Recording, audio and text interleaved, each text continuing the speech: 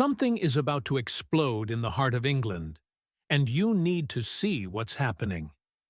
Epping, a quiet town, a symbol of the British working class, has literally become a battleground. This is no exaggeration.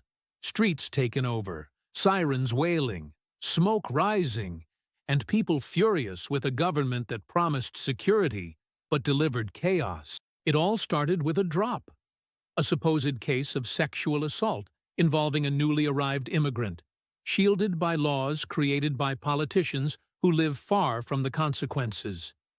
And when justice decided that the famous Bell Hotel could continue housing asylum seekers, the people's patience snapped. They waited 4 months, endured 9 hearings, believed Westminster's promises. But when they saw the government's priority was to protect those who aren't even citizens, something changed. British pride, the kind that survived wars and betrayals, awoke once more. And what began as a murmur of revolt became a national roar.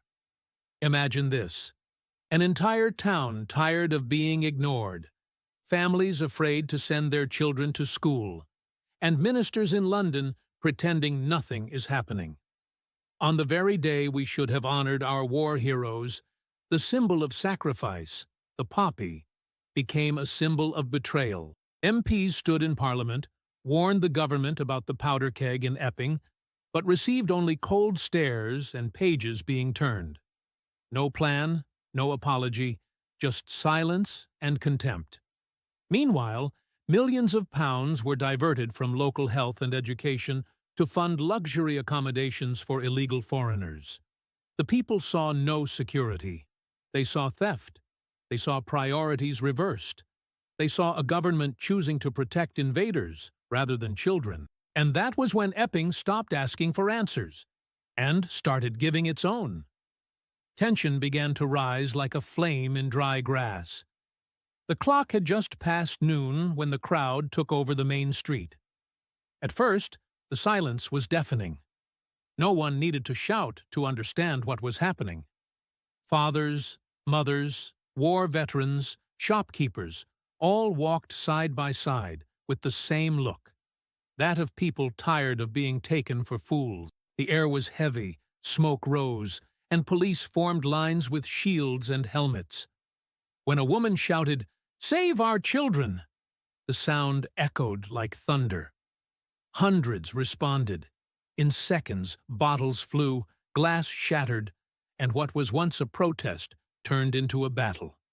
The sound of boots, the shattering of glass, the screams, everything merged into a scene more like war than a demonstration. And the most striking thing? The people weren't there out of hate. They were there out of love. Love for their country, for their families, for the truth. Government forces tried to contain the crowd, but it was too late. When the streets of Epping turned into a sea of flags and angry voices, any attempt at control was futile. Reinforcements came from Chelmsford. Drones flew over the chaos, trying to capture footage that would soon be cut, edited, and distorted by the mainstream media.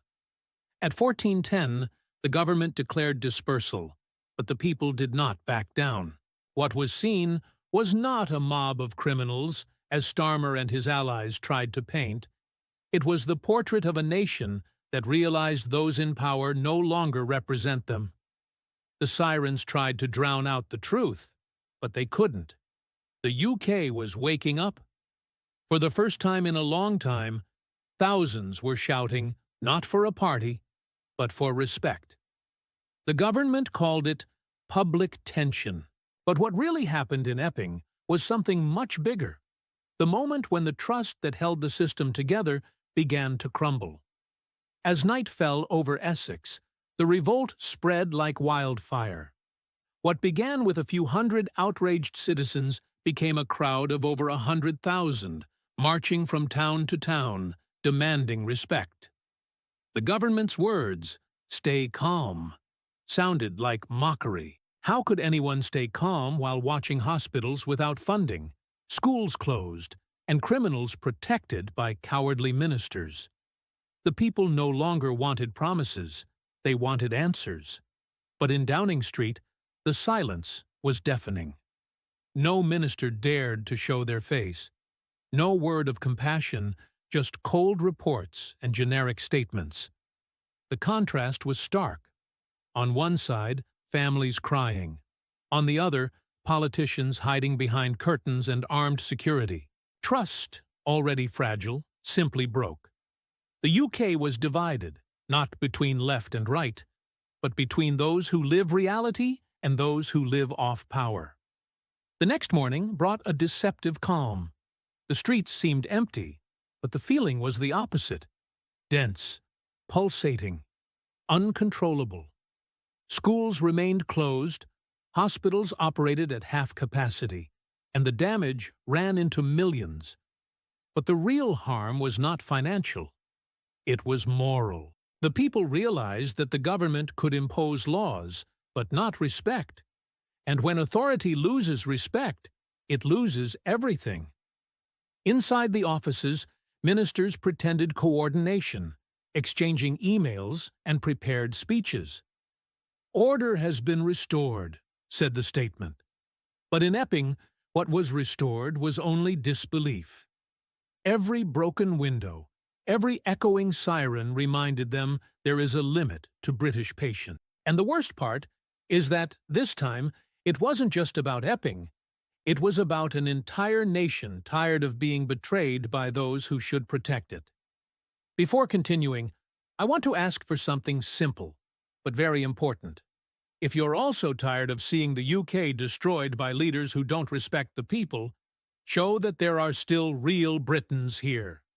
Click subscribe, turn on notifications, and like this now. It helps spread the truth that the media tries to hide, and shows there's still a voice speaking for the ordinary citizen, not the London politicians.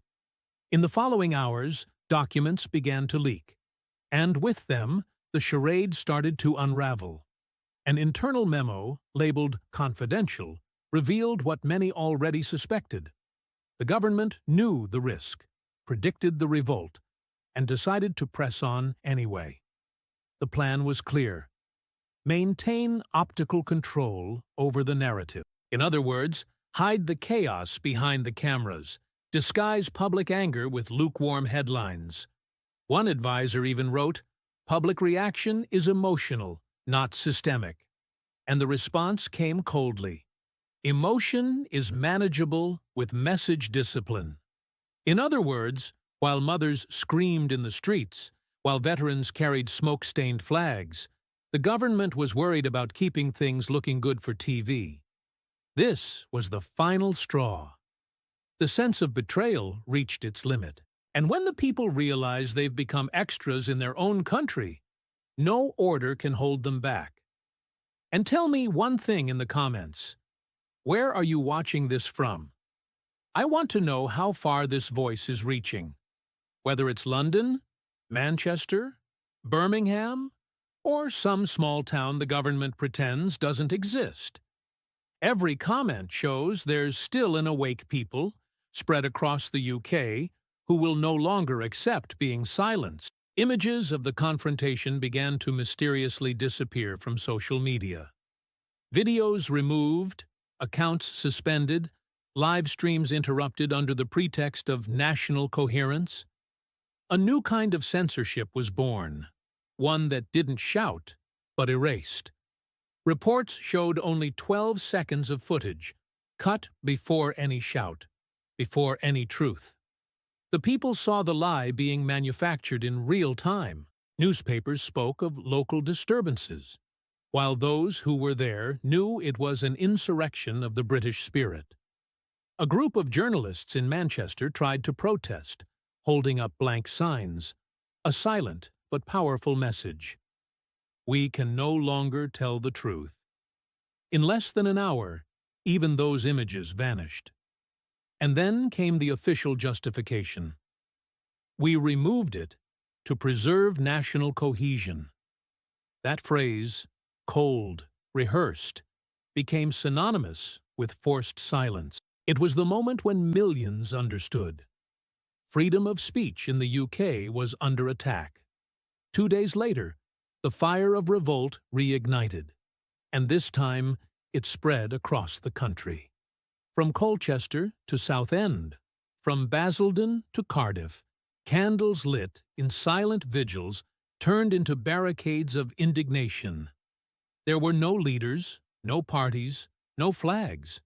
There were only citizens united by a common feeling: abandonment. While the government blamed fake news, people saw with their own eyes the collapse of trust. In Belfast, a phrase echoed like a prophecy: "We warned you." The union of the kingdom began to unravel, not on the map, but in the soul. London spoke of shared values, but the countryside asked, when was the last time those values paid a nurse's wage? The economy trembled, tourism collapsed, and even the markets began to react. The price of betrayal is not paid with speeches, and the people knew it. What failed in Epping was not just public security, it was something deeper, more symbolic: the collapse of consent. The government believed it could manage emotions as it manages budgets, but forgot that trust is not bought, it is earned, and when it breaks, nothing remains but fear. Inside the Whitehall offices, the priority was to hide the damage. Statements spoke of interdepartmental coordination, lessons learned, community resilience, jargon that sounded like a joke in the face of real despair. The truth is that Epping became a mirror, and in it, England saw itself tired, wounded, and without faith in those who should guide it. And it was precisely this reflection that frightened power, realizing that the people no longer fear the government. It is the government that fears the people. In the days that followed, something extraordinary began to happen, something politicians would never understand. In the heart of Epping, among broken glass and dusty shop windows, a simple note was stuck on a cafe window. It read, "No sides, no speeches, just decency." That was all, but it was enough. Within hours, dozens of people signed the paper. Workers, honest migrants, off-duty police, all together, not for ideology, but for honor. Soon, other businesses copied the message. Churches hung the same note on their doors. Children wrote it in chalk on the pavements. What the government had destroyed with arrogance and censorship, the people rebuilt with compassion and dignity. Not with violence, but with unity. The whole country began to understand. True power does not reside in Westminster. It lies in the hands of those who still believe in what is right and just. The phrase spread like a silent call. We clean up what politics dirties. Seaturns, no public funds, no parties, no campaigns. Just example. While ministers drafted reports to justify failure, ordinary people wrote the new narrative of a UK that resists the rot of its own elite. And it was in this contrast that the sense of nation reappeared. Power can give orders, but only the people can inspire. One compels, the other convinces. One silences, the other awakens. And in the end, only what comes from the people endures. The headlines moved on, but the wound did not heal. Because deep down, the question still echoes. How can a government that has forgotten its duty demand loyalty? The answer is still being written, not in offices, but in the streets. Epping, in the end, was not just a town in revolt. It was a symbol, a cry from the heart of England that no longer recognizes its own country. The UK stands at a crossroads. Continue under a government that rules by convenience and censorship, or reclaim the free spirit that has always defined this nation. The British people do not want war. They want justice. They want to see taxes go to hospitals, not luxury hotels for foreigners. They want to see ministers answer for their mistakes, not hide reports. They want to see the King and Parliament stand tall, not kneeling before the globalist ideology that destroys borders and values. And every day that Starmer pretends nothing happened, the flame of resistance grows. Because the people may be patient, but they will never be blind. And that is the truth they fear most. The government can control headlines, but it cannot control hearts. It can delete videos, but it cannot erase memory.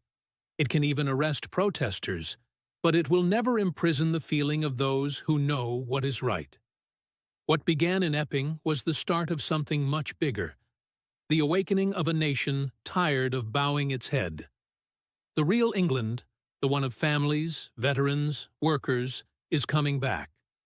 And it will not return in silence. Because what is at stake now is not just politics. It is identity. It is sovereignty. It is the right of a people to say, enough.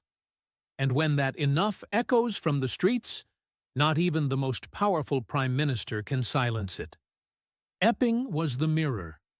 Now, the whole UK begins to see itself in it.